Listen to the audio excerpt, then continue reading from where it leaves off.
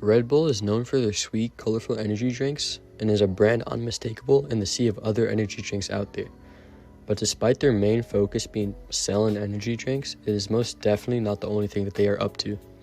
You have probably seen the Red Bull logo on things from home-built soap cars, all the way up to championship-winning Formula One cars, and on the shirt and helmets of some of the greatest athletes in the world. But how did Red Bull end up here? And is this all just for marketing?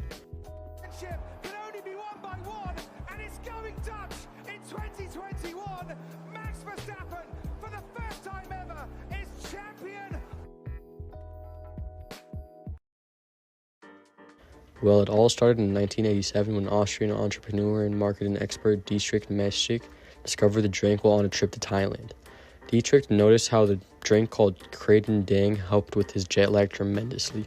He wanted to take the small energy drink company out of just Thailand and into Europe, especially the Western market. He saw an opportunity to create a global brand by improving the product and its market. However, after pitching the idea to many Western investors, he was turned down by all of them, being told there was just simply no market for the drink outside of Asia. However, Dietrich knew this and was so sure of the capability of this product that he would simply just make a market for it. Later, this market would become a almost $100 billion industry today. Dietrich himself was so sure of this product that he would end up investing $500,000 himself and convincing the boss of the original drink to also invest $500,000. After making some tweaks to be more adaptable for the European market, Dietrich would successfully launch the product in Austria in 1987, just 5 years after he first tried the product. And in just their first year, Red Bull sold over 1 million cans, and it was all uphill from there, spreading all over Europe and becoming a well-known brand by 1994.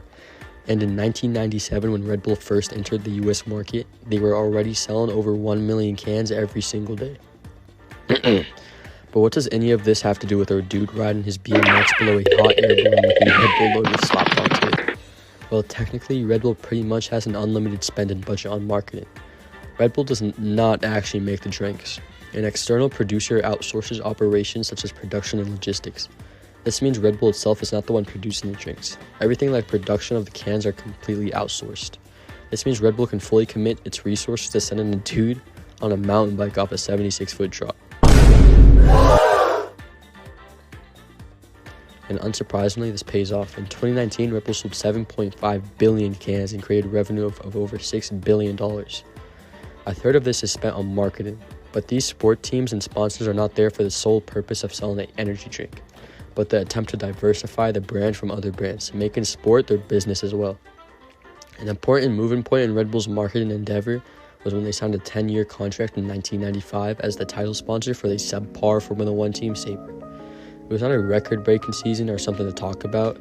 They finished the 7th overall in the Constructors' Championship and took a 9th place overall in the Drivers' Championship. But nonetheless, it was a successful first year for the team. But Red Bull did not join F1 to be an acceptable team. They joined to be the best team. And in 2004, the Jaguar Formula One team would sell their teams to Red Bull. Finally, Red Bull would have their very own team for the 2005 Formula One season.